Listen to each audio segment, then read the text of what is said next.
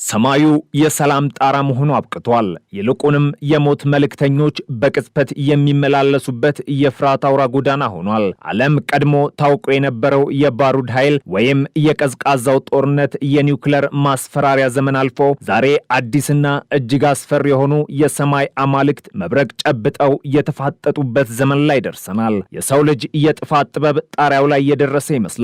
ምክንያቱም አሁን የሚወነጨፉት ፍላጻዎች አይን አይቷቸው ጆሮ ሰምቷቸው የሚታለፉ አይደሉም። እነዚህ የጥፋት መላእክቶች ሃይፐርሶኒክ ይባላሉ። ድምጽ ራሱ ሊቀድማቸው የማይችለው አየርን ቀደው የምድርን ስበት አሸንፈው የፊዚክስን ህግጋት ተገዳድረው የሚምዘገዘጉ ናቸው። በዚህ የሃያላን የሞት ሩጫ ውስጥ ሶስት ግዙፍ ተራራዎች ይገዳደራሉ። አንደኛው ከምዕራብ፣ ሁለተኛው ከሰሜን ምስራቅ፣ ሶስተኛው ደግሞ ከምስራቅ የጥፋት ጡንቻቸውን አፈርጥመው ቆመዋል። የአሜሪካው ዳርክ ኤግል፣ የሩሲያው ኦርሼኒክ እንዲሁም የቻይናው ዶንግፌንግ። እነዚህ ሶስት የጦር መሳሪያዎች ዝም ብለው ሚሳኤሎች አይደሉም። የዘመናችን የቴክኖሎጂ ጣራ፣ የጂኦፖለቲካ ማስፈራሪያና የሰው ልጅ የመጨረሻው የፍርድ ቀን የመለከት ድምፅ ጠቋሚዎች ናቸው። እስቲ እነዚህን የሰማይ ላይ አውሬዎች በዝርዝርና በጥልቀት በንጽጽር እንመልከት። የአሜሪካው ዳርክ ኤግል ስሙ እንደሚያመለክተው ይህ መሳሪያ በጨለማ ውስጥ አድብቶ በድምፅ አልባ ፍጥነት ተምዘግዝጎ የሚነክስ የሰማይ አውሬ ነው። አሜሪካ ለዓመታት በሃይፐርሶኒክ ውድድር ውስጥ ከሩሲያና ከቻይና ወደ ኋላ ቀርታ ነበር በሚል ስትወቀስ ቆይታለች። ዳርክ ኤግል ወይም ሎንግ ሬንጅ ሃይፐርሶኒክ ዌፐን ግን ይህንን ክፍተት ለመሙላት ብቻ ሳይሆን ጨዋታውን ለመቀየር የመጣ የጨዋታ ቀያሪ ነው ወይም ጌም ቼንጀር ነው። ዳርክ ኤግል እንደ ተራ ባላስቲክ ሚሳይል ወደ ላይ ተተኩሶ በግምት ወደ ታች የሚወርድ ድንጋይ አይደለም። ይህ መሳሪያ ሁለት ዋና ክፍሎች አሉት። አንደኛው እንደ ማስወንጨፊያ የሚያገለግለው ሮኬት ሲሆን ሁለተኛውና ዋናው ክፍል ደግሞ ኮመን ሃይፐርሶኒክ ግላይድ በዲ የሚባለው ተንሸራታች አካል ነው። ሮኬቱ ተወንጫፊውን አካል ከባቢ አየር ጠርዝ ላይ ካደረሰው በኋላ ይለቀቃል። ከዚያ በኋላ ነው ተአምሮ የሚጀምረው። ተንሸራታቹ አካል በድምፅ ፍጥነት ከ5 እጥፍ በላይ አንዳንዶቹ እስከ 17 ይደርሳል ብለው በሚገምቱት ፍጥነት አየርን እየቀዘፈ ይወርዳል። የዳርክ ኤግል ዋና ጥንካሬው ፍጥነት ብቻ ሳይሆን ቅልጥፍናም ጭምር ነው። ልክ እንደ ንስር አሞራ ኢላማውን ሲያይ አቅጣጫውን የመቀየር ወደ ግራና ቀኝ የመታጠፍ እንዲሁም ወደ ላይና ታች የመውጣት ብቃት አለው። የባህሪው የአየር መቃወሚያ ሲስተሞችን ያሳብዳል። የራዳር ስክሪን ላይ ሲታይ ሚሳኤሉ የት እንደሚያርፍ ለመተንበይ አይቻልም። ዛሬ ለንደን ላይ ያለ የሚመስለው ሚሳኤል በደቂቃዎች ውስጥ ፓሪስን አልፎ በርሊንን ሊመታ ይችላል። የአሜሪካ ጦር ይህንን መሳሪያ ያዘጋጀው በዋናነት ለከፍተኛ ዋጋ ላላቸው ኢላማዎች ነው። ይህም ማለት የጠላት መሪዎች ያሉበትን ባንከር፣ የራዳር ጣቢያዎችና የኒውክለር ማስወንጨፊያዎችን በቅጽበት ለማውደም። ዳርክ ኤግል የሚታጠቀው የኒውክለር ራስ ሳይሆን መደበኛ ፈንጅ ወይም በተነሳበት የፍጥነት ጉልበት ብቻ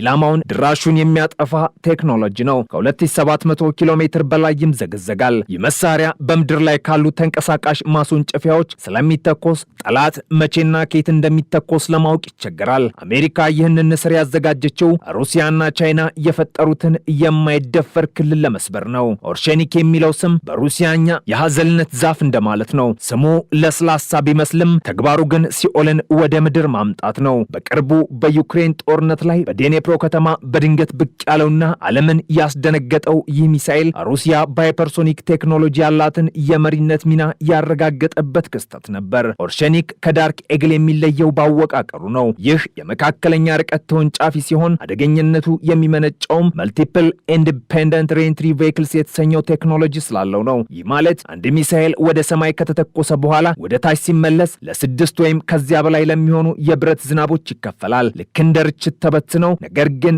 እያንዳንዳቸው የየራሳቸውን ኢላማ ይዘው በሃይፐርሶኒክ ፍጥነት ይወርዳሉ። የኦርሼኒክ አስፈሪነት የማይጠለፍ መሆኑ ነው። ፕሬዚዳንት ፑቲን እንደገለጹት በአሁኑ ሰዓት በዓለም ላይ ይህንን ሚሳኤል መጥለፍ የሚችል ቴክኖሎጂ የለም። በሚወርድበት ጊዜ የሚፈጥረው ሙቀትና ፍጥነት ማንኛውንም የጸረ ሚሳኤል መከላከያ ቀፎ ሰብሮ ይገባል። ኦርሼኒክ ኒውክለር የመሸከም አቅም ቢኖረውም በዩክሬን ላይ የተሞከረው ግን ያለ ፈንጂ በባዶ የብረት ኃይል ብቻ ነው። ነገር ግን በሚፈጥረው የፍጥነት ግጭት ምክንያት እንደ ትልቅ ቦምብ ወይም እንደ መሬት መንቀጥቀጥ ያለ ጥፋት አድርሷል። ይህ ሚሳኤል እንደ አሜሪካው ዳርክ ኤግል ተንሸራታች ብቻ ሳይሆን ወደ ላይ ወጥቶ በከፍተኛ ኃይል የሚወርድ ባላስቲክ ባህር ያለው፣ ነገር ግን በመጨረሻው ምዕራፍ ላይ እጅግ ፈጣንና ኢላማውን በብልሃት የሚመር ምርጥ ነው። የኦርሼኒክ መልእክት ግልጽ ነው። የትም ብትደበቁ፣ የትኛውም የጥላ ዣንጥላ ብትዘረጉ የብረት ዝናብ ጣራችሁን ሰብሮ ይገባል የሚል ነው።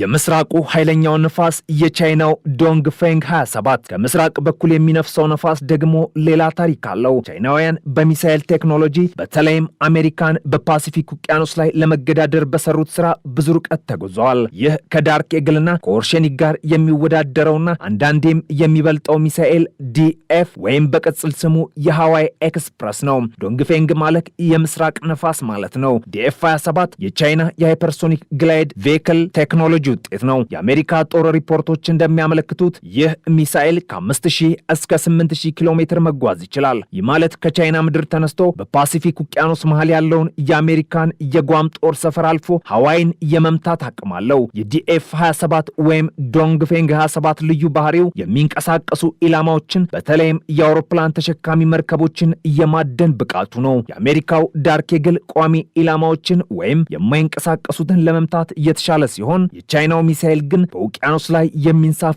ከተማዎችን ወይም መርከቦችን ከሰማይ አድኖ የማስጠም ዓላማ አለው። ይህም አሜሪካ በባህር ኃይሏ የምትመካበትን ጉልበት ከንቱ ሊያደርገው ይችላል። የቻይና ሚሳኤሎች ልክ እንደ ዳርክ ኤግል ቡስት ግላይድ ቴክኖሎጂን ይጠቀማሉ።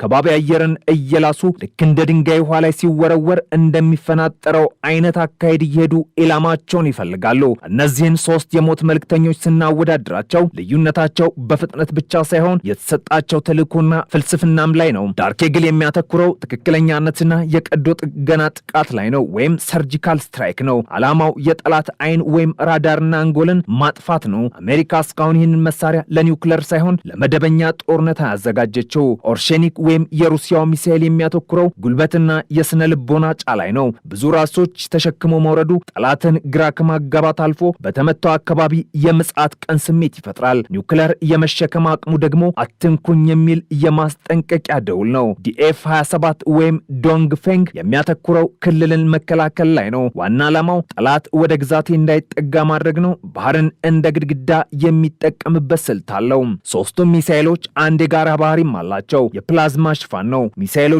በከፍተኛ ፍጥነት ሲጓዙ በላያቸው ላይ ያለው አየር እጅግ ስለሚሞቅ ወደ ፕላዝማነት ይቀየራል። የፕላዝማ ሽፋን የራዳር መጎዶችን ይውጣል ወይም ያንጸባርቃል። ስለዚህ ሚሳኤሉ ለራዳር አይታይም ወይም ድብቅ ይሆናል ማለት ነው። አሁን ያሉት የዓለም ምርጥ የአየር መከላከያ ስርዓቶች እንደ አሜሪካው ፓትሪዮት ወይም ታድ፣ እንደ ሩሲያው ኤስ-400 ወይም ኤስ-500 የተሰሩት የድሮን ባሊስቲክ ሚሳኤል አቅጣጫ ቀምሮ ለመምታት ነው። ነገር ግን አቅጣጫውን በዘፈቀደ የሚቀይረውን በፍጥነት የሚምዘገዘገውና በፕላዝማ የተሸፈነውን ዳርክ ኤግልን፣ ኦርሼኒክን ወይም ዲኤፍ 27ን መጥለፍ አይን ተሸፍኖ የሚበር ዝንብን በድንጋይ እንደመምታት ይቆጠራል። ለዚህም ነው ሩሲያ ኦርሼኒክ አይጠለፍም የምትለው፣ አሜሪካም ዳርክ ኤግል መከላከያ የሌለው ጥቃት ብላ የምትጠራው። ኦርሼኒክ ብዙ ራሶች የሚያዝ አቅሙ በአንድ ጊዜ ሰፊ ቦታን ለማውደም እድል ይሰጠዋል። የዳርክ ኤግል ግን ለአንድ ወሳኝ ኢላማ የተሰራ ስለሆነ ጉዳቱ ነጥብ ላይ ያተኮረ ነው። የቻይናው ዲኤፍ 27 ወይም ዶንግፌንግ ደግሞ እንደ አስፈላጊነቱ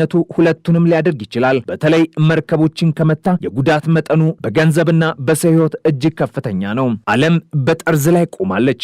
ድሮ ጦርነት ይነሳል ተብሎ ሲፈራ መሪዎች ቀይ መስመር የስልክ ጥሪ ያደርጉ ነበር። ሚሳኤሎች ከተተኮሱም ለመድረስ 30 ደቂቃ ይፈጅ ነበር። ያ ጊዜ ለጸሎት ወይም ለመጨረሻ ውሳኔ ይበቃ ነበር። አሁን ግን ዳርክ ኤግል፣ ኦርሼኒክና ዶንግፌንግ ይህንን የጊዜ ገደብ አጥፍተውታል። ከሞስኮ እስከ ለንደን፣ ከቤጂንግ እስከ ጓም፣ ከዋሽንግተን እስከ ሞስኮ ያለው የሞት ጉዞ በደቂቃዎች ውስጥ የሚጠናቀቅ ሆኗል። እነዚህ መሳሪያዎች የሰላም ዋስትናዎች ሳይሆኑ የጥርጣሬ ምንጮች ናቸው። አንዱ ሲተኩስ ሌላኛው ኒውክለር ነው ወይስ ተራ ቦምብ ብሎ ለመለየት ጊዜ የለውም። መልሱ ወዲያውኑ መልሶ መምታት ብቻ ይሆናል። ዳርክ ኤግል በጨለማ ሲበር፣ ኦርሼኒክ የብረት ዝናብ ሲያዘንብ፣ የምስራቁ ነፋስ ዶንግፌንግ 27 ሲነፍስ ዓለም የምትደበቅበት ዋሻ የላትም። ቴክኖሎጂው ድንቅ ነው። ፊዚክሱ አስደናቂ፣ ኢንጂነሪንጉ ጥበብ የረቀቀ ነው። ነገር ግን ውጤቱ አስፈሪ ነው። የሰው ልጅ የሰማይ መብረቅ በእጁ ጨብጦ እኔ ዙስ ነኝ፣ እኔ ቶር ነኝ፣ እኔ ሻንጎ ነኝ እያለ ይፎክራል። ነገር ግን እነዚህ አማልክት እርስ በርስ ሲጋጩ የሚቃጠለው ከታች ያለው የሰው ልጅ ሳር ነው። የዳርክ ኤግል ፍጥነት፣ የኦርሼኒክ ጉልበትና የዶንግፌንግ ስልታዊ ጥበብ ተደምረው የሚነግሩን አንድ እውነት አለ። ቀጣዩ የዓለም ጦርነት የሚጀምረው በምድር ላይ ሳይሆን ማንም በማይሰማውና ማንም በማያየው የሰማይ ጣራ ላይ በድምፅ በሚፈጥን ፍጥነት ነው። የእነዚህ የሰማይ ላይ አውሬዎች ፉክክር ያስከተለው ሌላው ወሳኝና አስፈሪ ምዕራፍ የጊዜ ሞት ነው። ቀደም ሲል በነበሩት ጦርነቶች አንድ ሀገር ጥቃት ሲሰነዘርበት ለመከላከያ የሚሆን ወይም ቢያንስ መልሶ የማጥቃት እርምጃ ለመውሰድ የሚያስችል ከ15 እስከ 30 ደቂቃዎች ነበረው። ይህ ጊዜ ለዲፕሎማሲያዊ ንግግሮች፣ ለስህተት ማረሚያ ወይም ለህዝብ ማስጠንቀቂያ በቂ ነበር። ዳርክ ኤግል፣ ኦርሼኒክና ዲኤፍ ወይም ዶንግፌንግ 27 ግን ይህንን የህይወት ፋታ ወደ ዜሮ አወርደውታል። የሞት መልእክተኛው ከመነሳቱ መድረሱ ስለሚቀድም የሰው ልጅ ዕጣ ፈንታ በሰከንዶች ውሳኔ ላይ ተንጠለጠለ ሆኗል። ይህ የፍጥነት እብደት ዓለምን ወደ ሌላ አስፈሪ እርምጃ እየገፋት ነው። የሰው ልጅ አእምሮ በሚሳኤሎቹ ፍጥነት ልክ ማሰብና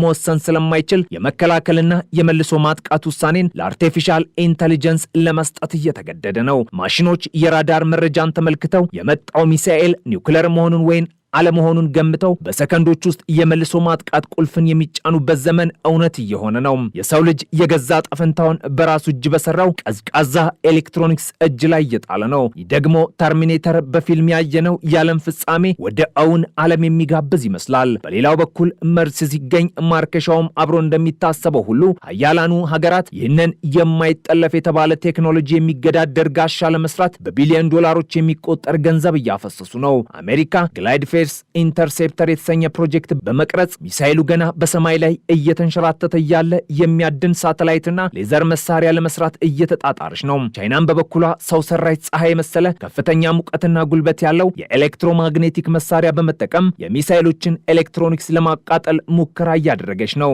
ሰማዩ የከዋክብት መኖሪያ መሆኑ ቀርቶ የድመትና አይጥ ጨዋታ የሚካሄድበት የጦር ሜዳ ሆኗል። የዚህ ሁሉ ውድድር ኢኮኖሚያዊ ዋጋ ደግሞ የሰው ልጅን የሞራል ውድቀት በጉልህ ያሳያል። የአንድ ዳርክ ኤግል ሚሳኤል ዋጋ ከ40 እስከ 100 ሚሊዮን ዶላር ይገመታል። ኦርሼኒክም ሆነ ዲኤፍ 27 እንዲሁ የብዙ ሚሊዮኖች ውጤቶች ናቸው። በምድር ላይ ህፃናት በረሃብ እየሞቱ በሽታና ድህነት እየተንሰራፋ ባለበት ዓለም ሀገራት ሀብታቸውን ሰማይ ላይ በሚተን ብረት ላይ ያፈሳሉ። የሰው ልጅ እንጀራን ከመጋገር ይልቅ እሳትን ማምረትን መርጧል። እያንዳንዱ ወደ ሰማይ የሚተኮስ ሃይፐርሶኒክ ሚሳኤል በምድር ላይ ሊገነቡ የሚችሉ ሆስፒታሎችን፣ ትምህርት ቤቶችና የውሃ ጉድጓዶችን አምክኖ የሚሄድ የሀብትና የሞራል ኪሳራ ነው። በመጨረሻም የዳርክ ኤግል የኦርሼኒክና የዶንግፌንግ መልእክት አንድ ነው። የሰው ልጅ የጥበብ ጥግ ራሱን የማጥፋት ብቃቱ ላይ ደርሷል። እነዚህ መሳሪያዎች ለሰላም ማስከበሪያነት ተብለው ቢሰሩም ውጤታቸው ግን አለመረጋጋት ነው። አንዱ ሲታጠቅ ሌላው ይሰጋል፣ አንዱ ሲሞክር ሌላው ይደነግጣል። ይህ የጥርጣሬ ሰንሰለት ደግሞ በማንኛውም ሰዓት ሊበጠስ ይችላል። የዛሬው ዓለም ሰላም እየተንጠለጠለው በመተማመን ላይ ሳይሆን እኔን ብትነካኝ አጠፋሃለሁ በሚለው የፍርሃት ሚዛን ላይ ነው። ነገር ግን ይህ ሚዛን የሚጠበቀው ማንም እስካልተሳሳተ ድረስ ብቻ ነው። በአንዲት የቴክኒክ ስህተት ወይም በአንዲት የተሳሳተች የኮምፒውተር ንባብ ምክንያት እነዚህ የሰማይ አማልክት ቁጣቸውን ካወረዱ አሸናፊና ተሸናፊ የሚባል ነገር አይኖርም። የሚኖረው አመድና ዝምታ ብቻ ነው። የሰው ልጅ ከታሪክ የሚማረው ነገር ቢኖር ከታሪክ አለመማሩን ብቻ ነው። ሰማዩን የተቆጣጠርን መስሎን መሬቱን እንዳናጣው ያስፈራል።